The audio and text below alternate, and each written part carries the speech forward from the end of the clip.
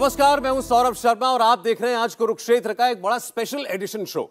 देश की राजनीति में इन दिनों बड़ी विचित्र विचित्र घटनाएं हो रही हैं। कोई कहता है ना, जैसे कि मित्र काल है या अमृत काल है, ये विचित्र काल भी है।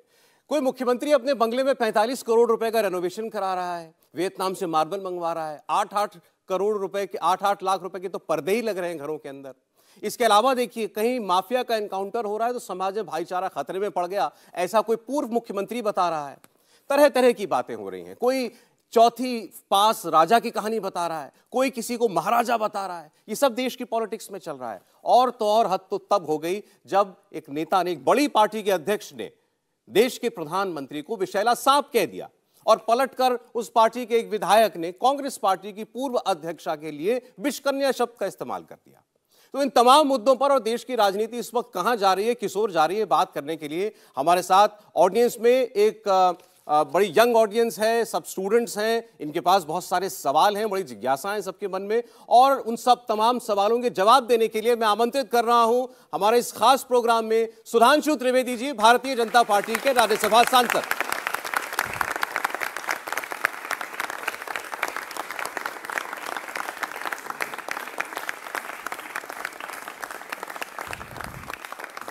सुधांशु जी, आपका बहुत स्वागत है।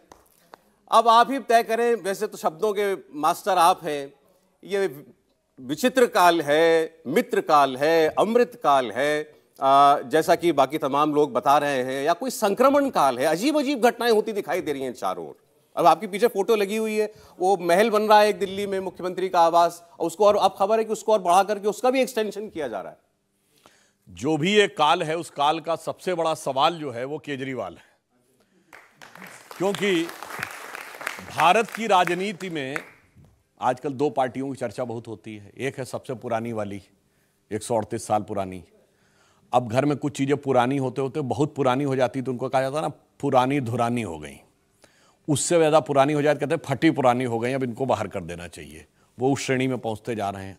दूसरी ये पार्टी है, ये नई नवेली है, अजब अलवेली है, और अपनी हरकतों के द्वारा बनती हुई एक पहेली है। हाँ, मजे की बात देखिए, ये वो लोग हैं जिन्होंने सबसे पहले क्या कहा था, मतलब एक भी चीज पे कायम नहीं रहे। पहले कहा था आप राजनीति में नहीं आएंगे, सारी संसद चोर है, कसम खाते हैं कि कांग्रेस का समर्थन कभी नहीं लेंगे। अपने गुरु अन्ना के लिए कह दिया, उनको बरगलाया गया।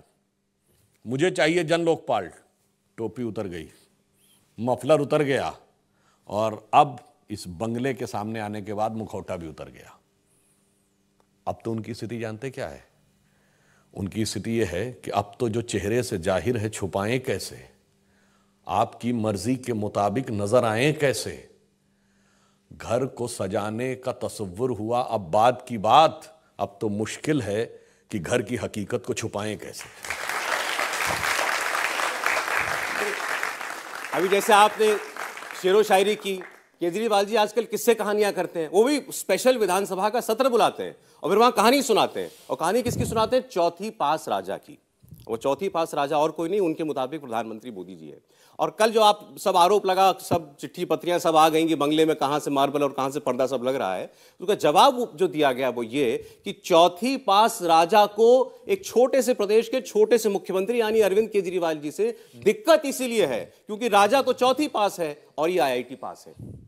ये IIT पास जो नेता है, जो शायद टेक्निकली देखा जाए तो भारत की राजनीति के सबसे अधिक जिनकी टेक्निकली क्वालिफिकेशन सबसे ऊपर है, उनमें से एक है। IIT ग्रेजुएट है, और ये उस जमाने के हैं, हम लोगों के जमाने के से पहले 90 के, मतलब प्री लिबरलाइजेशन एरा के।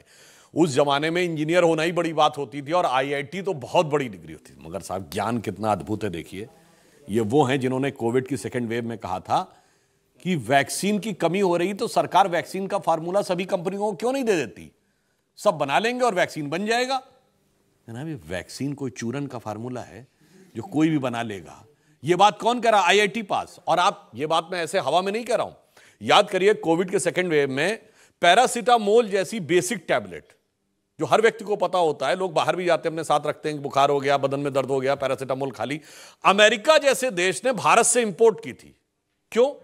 अरे भाई वो तो अपनी किसी भी कंपनी से कहते बना लो, नहीं, बनाने के हर फार्मास्यूटिकल ड्रग को बनाने का एक स्पेसिफिक रॉ मटेरियल है, स्पेसिफिक प्रोसीजर है और स्पेसिफिक मेथड है, स्पेसिफिक लाइसेंस है, और ये आईआईटी पास कहते हैं। उससे बड़े देखिए ज्ञानी ध्यानी अप्रैल 2021 में जब ये मेयर्स कॉन्फ्रेंस में सिंगापुर जा रहे थे, सरकार ने परमिशन नहीं दी, आप तो चीफ मिनिस्टर हैं, मेयर कॉन्फ्रेंस को जा रहे हैं भाई, तो नाराज होकर कहा था कि भारत सरकार ने बच्चों का वैक्सीन विदेश भेज दिया। और वैसे तो वो दोनों भैया बहना ने भी बोला था, राहुल जी और प्रियंका जी ने भी, और मैं जाके कहता हूं सब चेक करिए, अप्रैल 2021 तक बच्चों का कोई वैक्सीन भारत तो छोड़िए दुनिया में नहीं बना था। अब आप बताइए, ये जो अपने को सबसे हाईली एजुकेटेड कहते हैं, ये क्या है? या तो ये बचकाना हरकतें कर रहे हैं या शातिराना हरकतें कर रहे हैं। अब इसमें से इनका जो एक्ट है वो बचकाना है या शातिराना, मैं दर्शकों के विवेक पे छोड़ता हूं। देखिए, अब जितने भी सवाल उनके ऊपर उठे कि भाई 6 करोड़ का मार्बल लगा दिया, 1 करोड़ रुपए का पर्दा लगा दिया, ठीक, उनकी पार्टी ने इनकार नहीं किया। उनकी पार्टी ने यह कहा कि पहले यह बताइए कि क्या केवल एक ये मुख्यमंत्री है या एक सरकारी आवास है जो रीडिजाइन हो रहा है या रीडेकोरेट हो रहा है? उन्होंने कहा प्रधानमंत्री का घर कितने में बन रहा है, कोई बता दे। 500 करोड़ रुपए में। देखिए, पहले तो मुझे याद आता है, ये वो थे जो कहते थे 2 कमरे के फ्लैट में मैं रह लूंगा, आज कहते हैं दूसरे मुख्यमंत्रियों का घर। पहली बात तो देखिए, देख तेरे संसार की हालत क्या हो गई भगवान, कितना बदल गया इंसान। उसके बाद आप देखिए, उतना ही नहीं, अब किनका साथ ले रहे हैं?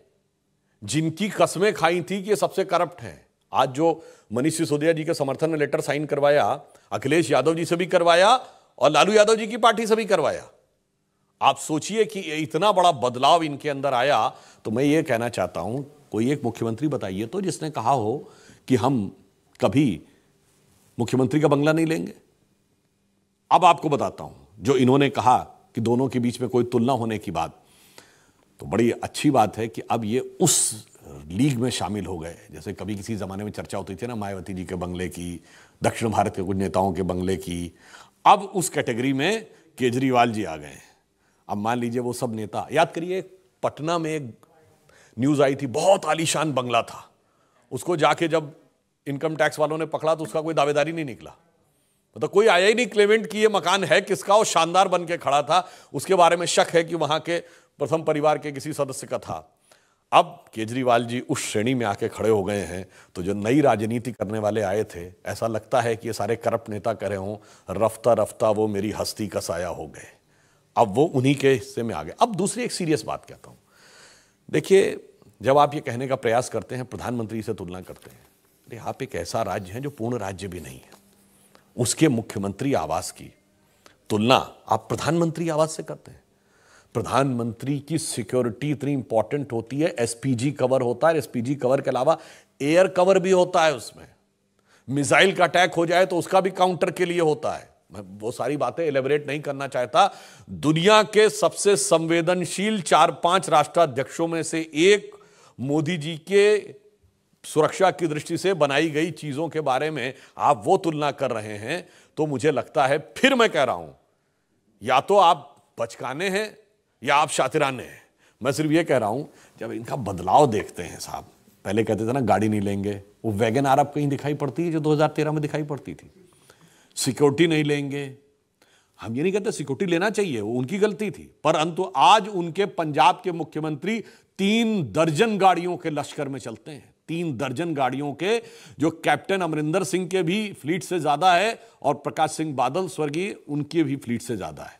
इसलिए मैं कहूंगा, अब जब वो बन के कहते थे, शपथ पत्र भी करवाया था अपने सारे विधायकों से, मैं कोई सरकारी बंगला नहीं लूंगा, सरकारी गाड़ी नहीं लूंगा, सरकारी सिक्योरिटी नहीं लूंगा, ये नहीं लूंगा, और आज जब कहते हैं दूसरे मुख्यमंत्रियों को देखो, तो मुझे लगता है बड़े मासूम लगते थे मेरे सनम, क्या से क्या हो गए देखते देखते।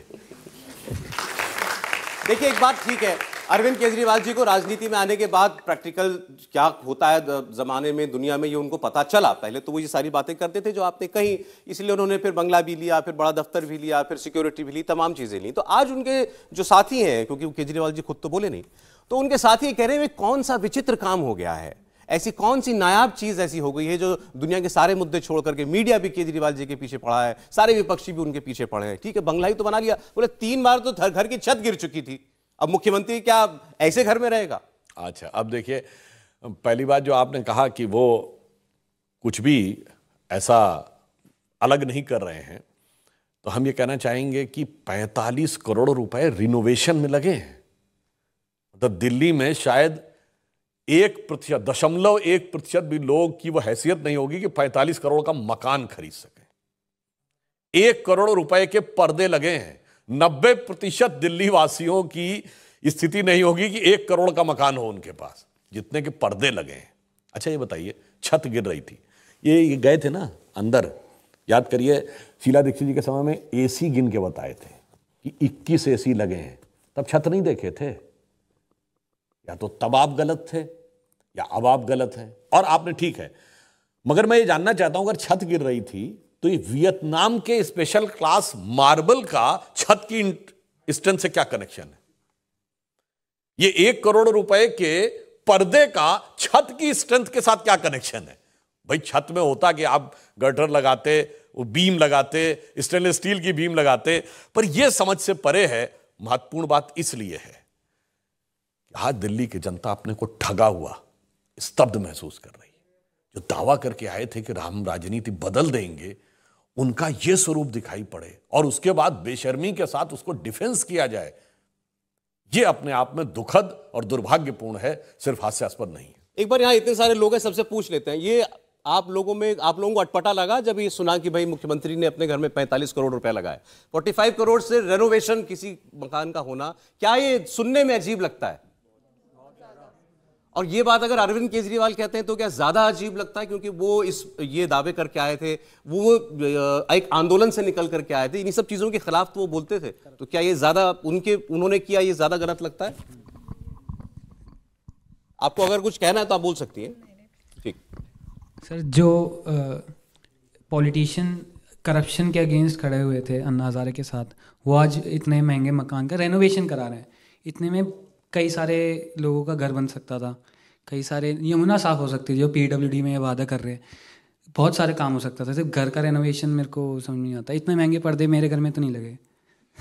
यहाँ सबके घर के पर्दे मिला दे तो भी इतने महंगे नहीं लगे। 8 लाख का पर्दा आप लोगों ने सुना है, कभी देखा है क्या? सर गाड़ी आ जाती है, गाड़ी आ जाती है 8 लाख रुपए में। अच्छा वैसे पता तो ये भी चला है 4 लाख का कमोड भी लगा हुआ उसमें। हाँ ये आया है, और 15 ठो लगे, 15 4 लाख रुपए के तो 2 कमोड बाथरूम में लगाए गए हैं। बहरहाल let's not go into that. मगर वैसे इन्होंने कहा कि 8 लाख में तो गाड़ी आ जाती है। वैसे तो कभी कभी ऐसा लगता है कि वो चीजें याद आती ना, कभी लोग सुनते थे किम इल सुंग का मकान है, वो उसके अंदर बहुत ऐसी ऐसी चीजें लगी हैं। सद्दाम हुसैन के मकान में लोग कहते थे ऐसी ऐसी चीजें लगी हैं। रशिया के राष्ट्रपति पुतिन जी के बारे में भी ऐसी मीडिया में खबरें आती हैं कि उनका एक कोई महलनुमा मकान है कहीं। तो अब मुझे लगता है कि उस ढंग से तो केजरीवाल जी इंटरनेशनल लेवल के हो गए हैं।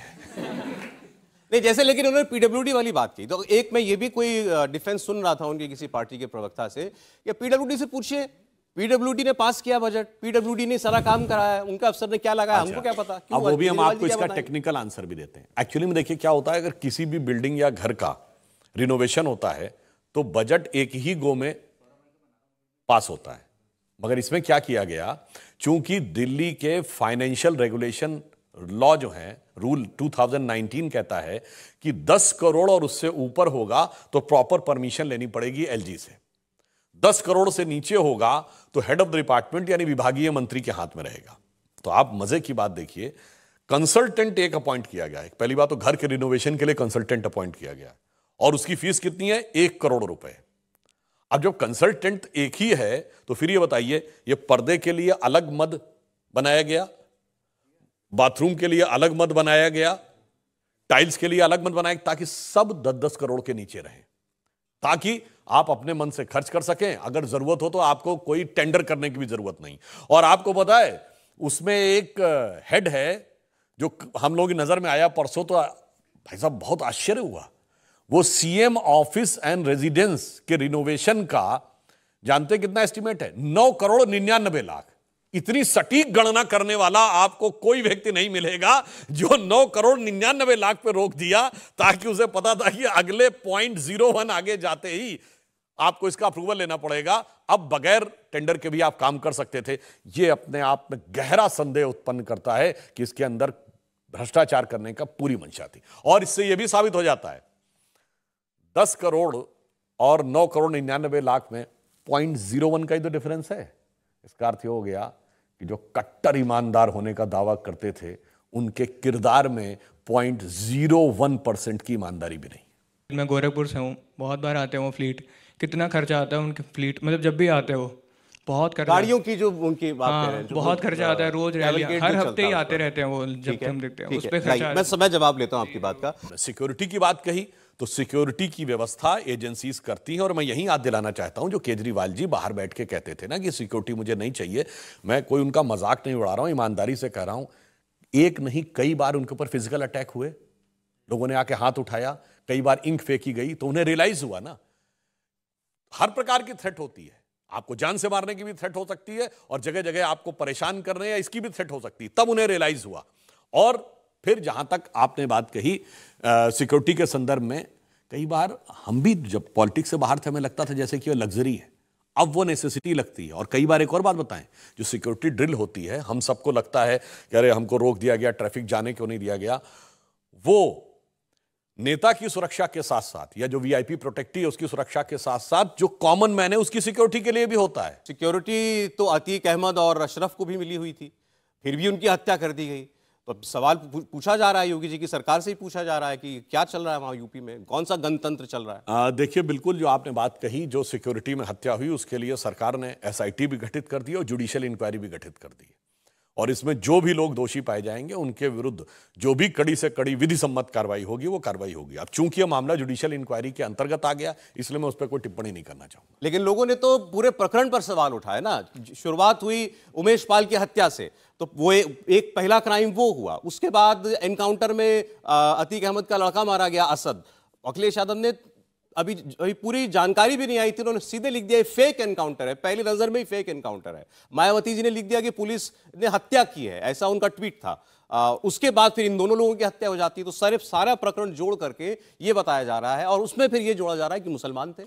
देखिए, मैं आपकी बात में थोड़ा संशोधन करता हूं। उमेश पाल की हत्या शुरुआत नहीं हुई, 1979 से शुरुआत हुई, जब हत्याओं, अपहरण, डकैती, जमीनों पे कब्जे का दौर शुरू हुआ, आतंक का वो दौर शुरू हुआ कि पुलिस वाले ही नहीं जुडिशियल लोग भी डरने लगे। इतने 100 करोड़ रुपए की संपत्ति पुलिस ने जब्त की है। मैं विनम्रता से पूछना चाहता हूं, ना कोई धंधा था ना कोई नौकरी थी, तो इतने 100 करोड़ की संपत्ति आई कहां से थी? और जो लोग ये प्रश्न पूछते हैं, उन्होंने उनको विधायक बनाया, उन्होंने उनको सांसद बनाया। राजनीति में अपराधीकरण को लाकर स्थापित करने का काम करने वाले लोग आज जब इन सवालों को पूछते हैं, तो मैं तो यह भी कहता हूं ईमानदारी की बात कि अतीक अहमद, मुख्तार अंसारी जैसे जितने भी लोग हैं, समाजवादी पार्टी जैसी पार्टियों की स्थिति जानते हैं कैसी है?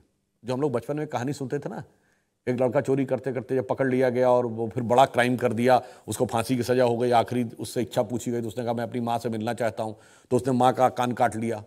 उसने कहा क्यों? कहता अगर माँ मैं शुरू में गलतियां कर रहा था, अगर उसने मुझे डांटा होता तो मेरी स्थिति ये नहीं होती। इनकी स्थिति वो है। इन्होंने रोकना तो छोड़िए, उन्हें और हौसला अफजाई की और आगे बढ़ाया, और उनके जमाने में इनका जलवाए जलाल आगे बढ़ा। और यही वो दौर था योगी जी के आने से पहले और केंद्र में मोदी जी के आने से पहले। रब जी, हम लोग नोएडा में खड़े हैं, हम स्वयं उत्तर प्रदेश के रहने वाले हैं। बिजनेसमैन कहता था मुझे यूपी नहीं जाना, मुझे कोई इंडस्ट्री यूपी में नहीं लगानी, नोएडा के आगे जाना ही नहीं। और आज स्थिति क्या हो गई थी कि मुख्तार अंसारी पंजाब की जेल में रहते थे और कोर्ट में अर्जी लगाते थे मुझे यूपी नहीं जाना। आज बाहुबली और माफिया कहता मुझे यूपी नहीं जाना। तो आप सोचिए कितना बड़ा बदलाव आया है। इस बदलाव के बजाय इस प्रकार की बातें करना मेरे विचार से राजनीति के लिए एक बहुत बड़ा प्रश्न है। उन्होंने तो ये भी लिखा था अखिलेश यादव ने, जब असद का एनकाउंटर हुआ, कि बीजेपी भाईचारे के खिलाफ है। उन्होंने अतीक अहमद के लड़के के एनकाउंटर को सीधा सामाजिक भाईचारे से जोड़ा था। अरे साहब, भाईचारा क्या, आपने देखा ना कांग्रेस पार्टी के तो कर्नाटक में स्टार प्रचारक आली जनाब इमरान प्रतापगढ़ी जी क्या बोल चुके हैं अतीक अहमद के लिए? शायद कभी किसी का ऐसा कद नहीं होगा, कई सदियों में कोई अतीक अहमद नहीं होगा। मतलब सदियों में तो राहुल गांधी भी आ गए और महात्मा गांधी भी आ गए, तो ये लोग किसी भी और मुलायम सिंह को समझ में नहीं आ रहा, उसमें लोहिया जी भी आ गए, अखिलेश जी को समझ में नहीं, मुलायम सिंह भी आ गए, लोहिया जी भी आ गए, काशीराम जी भी आ गए, और उसके बावजूद ये उनके साथ खड़े हुए हैं। इसीलिए मैं कहता हूं क्षुद्र राजनीति के चलते हुए इतनी बड़ी बड़ी समस्याओं में फंसाना ये अपने आप में बहुत दुखद और चिंताजनक है। नहीं, मैं तो ये सवाल इमरान प्रतापगढ़ी से पूछा था तो उन्होंने कहा कि तो शायर आदमी हमारे मंच पर कोई बैठा है, ठीक है, उस वक्त उनका को रसूख था, तो जो भी शायर होता है वो तारीफें करता ही, जो भी सामने बड़ा आदमी दिखता है उसकी। बहुत अच्छी बात है। अब सिर्फ एक ही बात पूछना चाहता हूं, तब दिल से बोल रहे थे, अब दिल से बोल रहे हैं, दोनों बार तो दिल से नहीं बोल सकते। अब मैं जहां तक जनता की अवधारणा है कि शायर दिल से बोलता है और पॉलिटिक्स में आने के बाद आदमी दिमाग से बोलने लगता है, इसका मतलब जो इमरान प्रतापगढ़ी जी कह रहे थे, दिल की बात वो थी जो अतीक अहमद के लिए कसीदे पड़े थे। लेकिन देखिए, अब ये आरोप तो बहुत पुराने हैं, खैर एनकाउंटर के, जब से योगी जी की सरकार बनी है तब से कि एनकाउंटर होते हैं और पुलिस जानबूझकर पैर में गोली मार देती है, जान से मार देती है, तख्ती लटका करके फोटो खिंचवाती है अपराधियों के, लगते रहे। लेकिन माफिया में भी मुसलमान ही दिखाई देता है ये आरोप। एक तो अब मुख्तार अंसारी का ही नाम आएगा, अतीक अहमद का ही नाम आएगा। अब बहुत दुखद बात यह है कि कुल मिला के 183 के करीब इनकाउंटर हुए, उसमें बाकायदा संख्या है 29 या 30 मुस्लिम है। पहले तो बात, अपराधी और आतंकवादी का मजहब नहीं देखना चाहिए, यही कहते हैं। वैसे ये जरूर है कि भ्रष्टाचारी की जात देखनी चाहिए, मगर अपराधी और आतंकवादी का मजहब नहीं देखना चाहिए। मगर इसके बावजूद ये इस पे कहते हैं, तो यही एक बहुत बड़ी समस्या है। सिर्फ हमारे आने के बाद नहीं हुई है।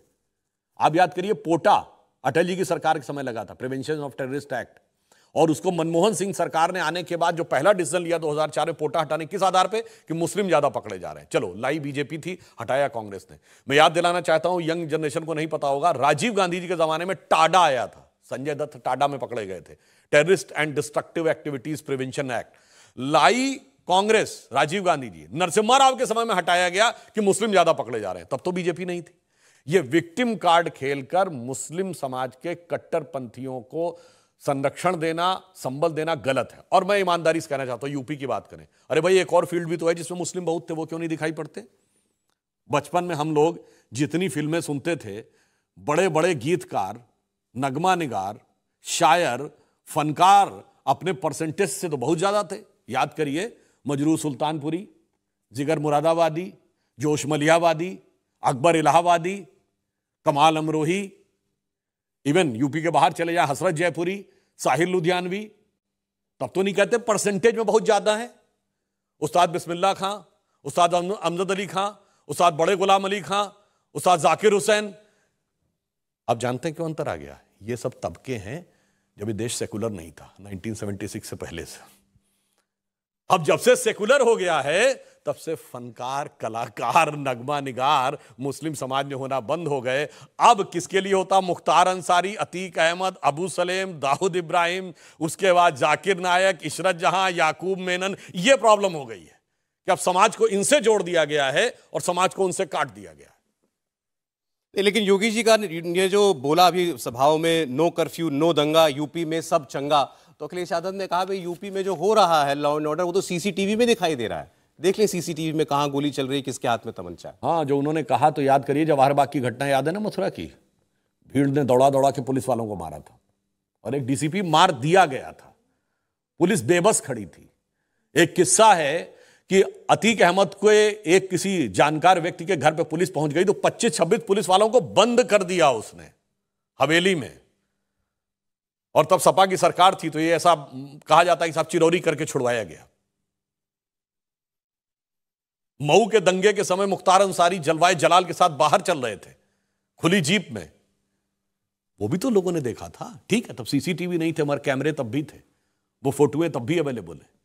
इसलिए हम कह रहे हैं जो भी गलत हुआ है उसके ऊपर पूरी कड़ी कार्रवाई होगी। पर दुख इस बात का है कि मुस्लिम समाज में जहां एक से एक टैलेंटेड लोग हुए, उन लोगों के साथ न जोड़कर केवल अपराधियों और आतंकवादियों के साथ जोड़ना सिर्फ राजनीति की दृष्टि से खतरनाक नहीं है, ये मुस्लिम समाज के लिए भी बहुत खतरनाक है। हेलो सर, मैं सहारनपुर से आता हूँ, यूपी से।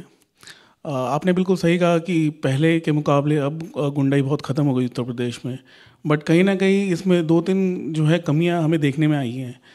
अब जनता जो अपना नेता चुनकर भेजती है कॉन्स्टिट्यूंसी में या पार्लियामेंट में, सांसद हो चाहे विधायक हो चाहे वो एमएलसी हो, और वो किसी की भी पार्टी के हो सकते हैं, उसमें एक आम आदमी जो अनपढ़ है, अंगूठा छाप है, जो सड़क का आदमी है, वो अगर अपने किसी काम के लिए अपने क्षेत्र के मतलब विधायक के पास या सांसद के पास पहुंचता है, तो अधिकारी की इतनी मनमानी हो चुकी है कि अब वो अपनी ही मतलब वो अपनी सरकार के विधायकों के रिप्रेजेंटेटिव की बात वो नहीं सुनते। इस पर आपका क्या कहना है? अफसरशाही हावी है, ये अक्सर आरोप लगता है इस समय में। इसलिए जो मंडलीय समीक्षा बैठक करने के लिए मुख्यमंत्री जी जाते हैं, आपने पिछले दिनों की सारी जानकारी ली होगी, तो जो बातें अधिकारियों के विरुद्ध आई तो वो उसमें विधायकों के साथ, सांसदों के साथ अलग बैठते हैं और उस विषय के ऊपर कार्रवाई होती है। विधायकों, सांसदों से मुख्यमंत्री जी के मिलने का दिन और समय भी नियत होता है, वहां भी होती है। और अगर किसी व्यक्ति को आवश्यकता हो तो सीधे भी जाके मुख्यमंत्री से संपर्क कर सकता है।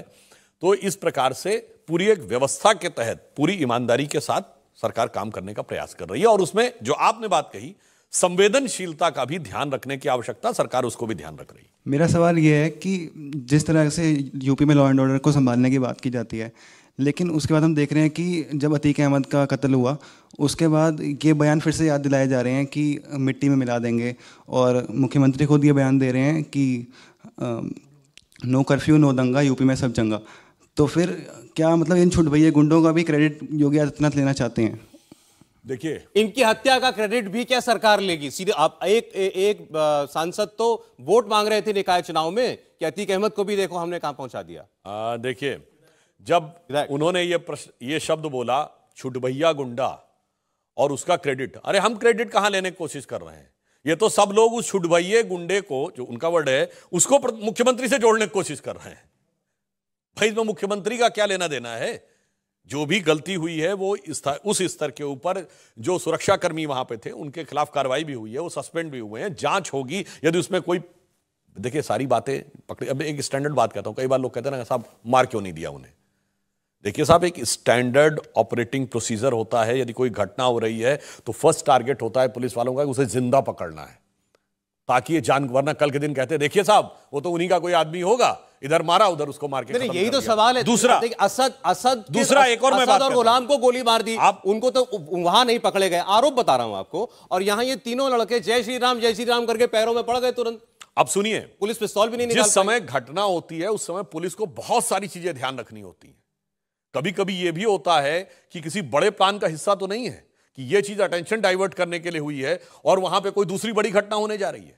तीसरी बात, आज सब कहना बहुत आसान है, ऑटोमेटिक वेपन्स थे पुलिस के पास, जरा सी फायरिंग होती, वहां मीडिया वाले भी इतनी भारी संख्या में थे, एक को भी गोली लग जाती तो उसके बाद क्या। तो इसमें बहुत सारी चीजें ध्यान। और मैं ईमानदारी से कहना चाहता हूं, अरे भाई इस देश में पुलिस के घेरे के अंदर, प्रधानमंत्री आवास के अंदर प्रधानमंत्री की हत्या हुई है। इंदिरा जी की बात कर रहा हूं। कितने लोगों ने सवाल उठाया उस समय कि इंटेलिजेंस फेल्योर था? बताइए, पूछिए किसी से। प्राइम मिनिस्टर रेजिडेंस के अंदर प्राइम मिनिस्टर की हत्या कर दी गई, प्राइम मिनिस्टर के सिक्योरिटी गार्ड्स के द्वारा। तो कई बार ऐसी चीजें होती हैं, मैं उनको दोष नहीं दे रहा हूं, अप्रत्याशित घटनाएं हो जाती हैं। वहीं पे भी आप याद करिए, जो मारने वाले थे बेअंत सिंह, केहर सिंह, तुरंत क्यों नहीं मार दिया? एक की मृत्यु हो गई थी, एक को तो जिंदा पकड़ा था ना, इसीलिए कि जानकारी तो पता लगे। तो यह कहना कि तुरंत मार देना चाहिए था, तुरंत रिएक्शन, कई बार क्या होता कुछ सेकंड के अंदर इतनी तेजी से, मगर फिर भी ये पुलिस के पार्ट के ऊपर उस सिक्योरिटी डील के अंदर यदि किसी प्रकार की कोई भी चूक हुई है तो जुडिशियल इंक्वायरी। उनका जो सवाल था दरअसल वो सवाल ये है कि अतीक अहमद की हत्या हुई हो भले ही, लेकिन ये सरकार या आपकी पार्टी इस बात का क्या क्रेडिट लेना चाहती है कि योगी राज में ही अतीक का खात्मा हुआ? भले ही किसी ने उसकी हत्या की हो, लेकिन एक माफिया मारा गया। देखिए, मैं एक बात यह कहना चाहता हूं, एक माफिया नहीं, योगी राज में सैकड़ों माफिया खत्म हुए। कुछ जेल में गए, कुछ मारे गए, कुछ कानूनी प्रक्रिया के द्वारा अभी भी जेल में हैं। तो उन्होंने एक बात यह कही कि माफिया को लेकर जिस प्रकार का वातावरण उत्तर प्रदेश में बना हुआ था कानून व्यवस्था को लेकर, उसमें आमूलचूल परिवर्तन आया है। आज उत्तर प्रदेश की स्थिति यह है कि कोई भी कानून तोड़ने से पहले 100 बार हिचकता है। जो योगी जी ने कहा, कोई गलत कहा क्या कि यूपी में कोई ना कर्फ्यू ना दंगा? और आपको याद दिलाएं, यंगर जनरेशन को नहीं याद होगा, एक दौर ऐसा रहा यूपी में 45 जिले कर्फ्यू में रहे। 45 जिले कर्फ्यू में 1990 राम मंदिर आंदोलन के समय, और अनेक शहरों में सेना बुलानी पड़ी। मुझे याद है लखनऊ शहर में 3 थाना क्षेत्रों को छोड़ के सारे थाना क्षेत्र कर्फ्यू में, और हफ्ता हफ्ता भर कर्फ्यू में यह स्थिति थी। और ऐसा ही नहीं, मैं आपको यह भी डेट के साथ बोल रहा हूं, 2930 अक्टूबर 1990 को लखनऊ आने वाली सारी फ्लाइटें कैंसिल, सारी ट्रेनें कैंसिल, सारी बसें कैंसिल, कोई प्राइवेट गाड़ी नहीं आएगी, सिर्फ सरकारी गाड़ी आएगी। और सुनिए, एसटीडी लाइंस ब्लॉक्ड, ना कोई शहर के बाहर से फोन भी नहीं आएगा, नहीं जाएगा। उस दौर में से और आज के इस दौर में इतना बड़ा परिवर्तन आया है, तो मेरे विचार से उसका श्रेय भारतीय जनता पार्टी की सरकार और योगी जी को देना चाहिए। इसमें कौन सी गलत बात है? अतीक अहमद और उनके भाई का जो मर्डर हुआ था, और इस चीज़ को लेके बहुत लोग ये सोच रहे हैं कि क्या ये इनकाउंटर था और मर्डर था।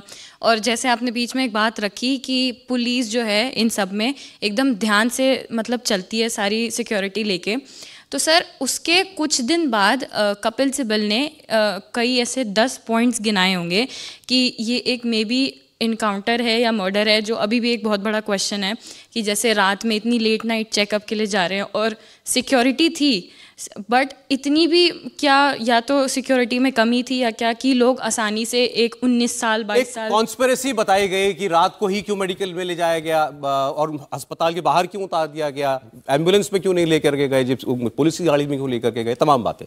अब देखिए, ये सारी बातें जुडिशियल इंक्वायरी में आएंगी, परंतु एक बात मैं स्पष्ट कर दूं, ये कोई इनकाउंटर नहीं तो मर्डर हुआ है।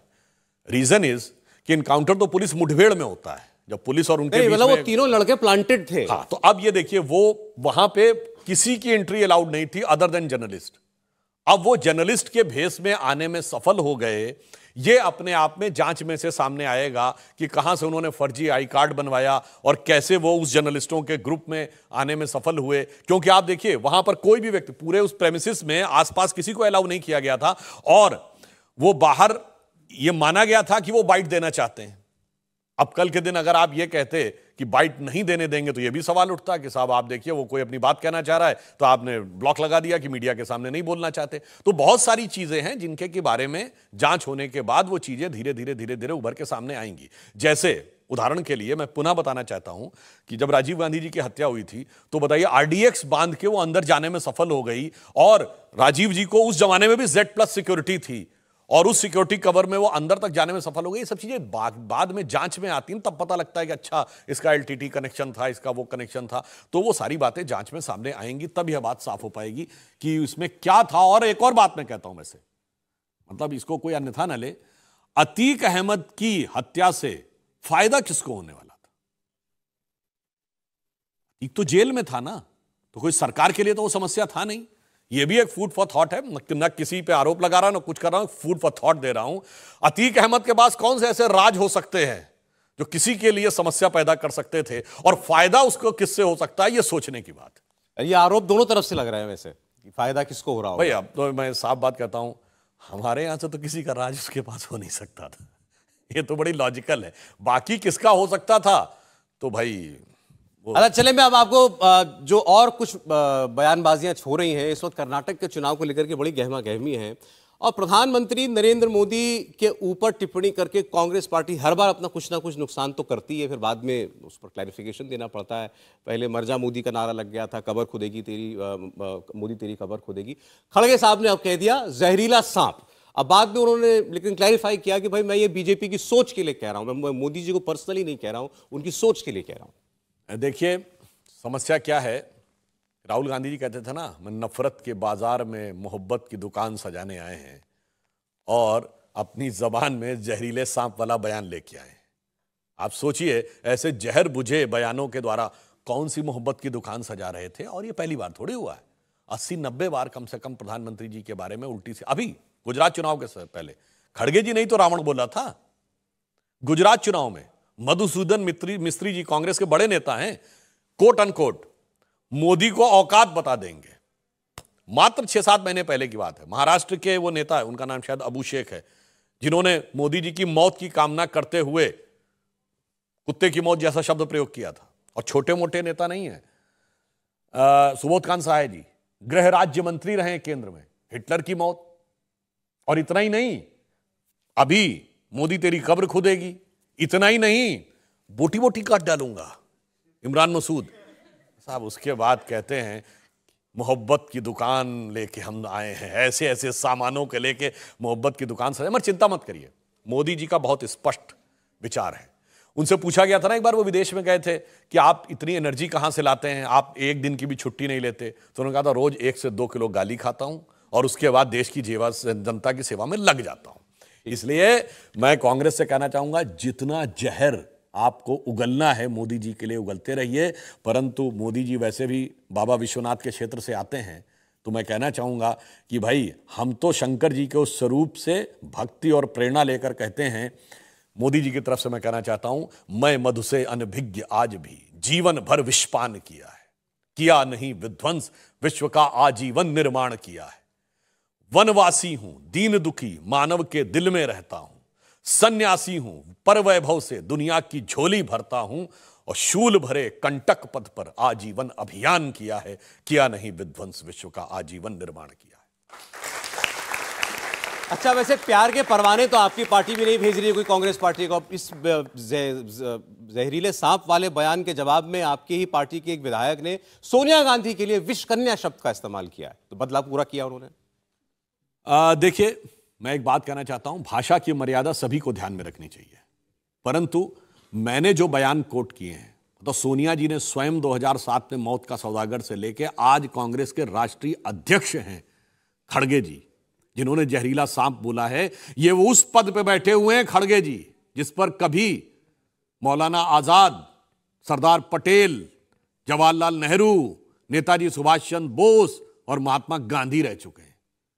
कम से कम देश का नहीं, मोदी जी के प्रति कितनी भी घृणा हो, अरे अपनी पार्टी उस पद का तो सम्मान करिए। मगर मुझे जानते क्या लगता है, जैसे हम लोगों के यहाँ ये माना जाता था, एक मैंने सुना था कि जब दीनदयाल जी की हत्या हो गई 68 में और अटल जी को कहा गया कि आप जनसंघ के राष्ट्रीय अध्यक्ष बन जाइए, तो अटल जी ने कहा मैं दीनदयाल जी की कुर्सी पे कैसे बैठ सकता हूं।